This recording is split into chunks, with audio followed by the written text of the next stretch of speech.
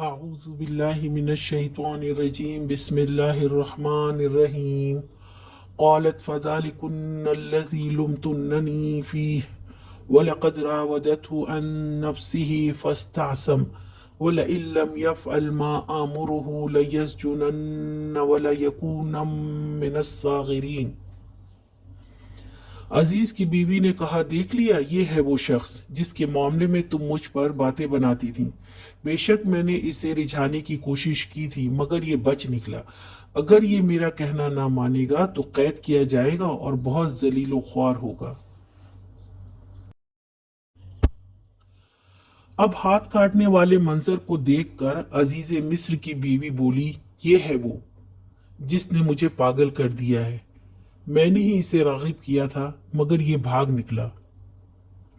مگر میں یہ کر کے رہوں گی، اگر اس نے میری بات مان لی تو خیر ہے اس کی، ورنہ اس کو اس قید میں ڈالوں گی کہ یاد کرے گا، بہت ہی ذلیل و خوار کر دوں گی۔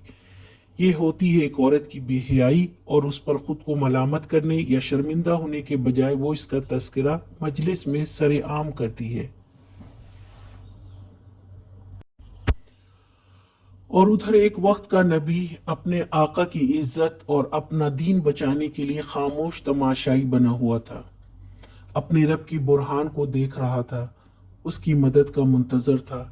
کنویں میں پھینکے جانے سے اب تک نہ شکوہ تھا نہ حق دفاع پر کوئی احتجاج۔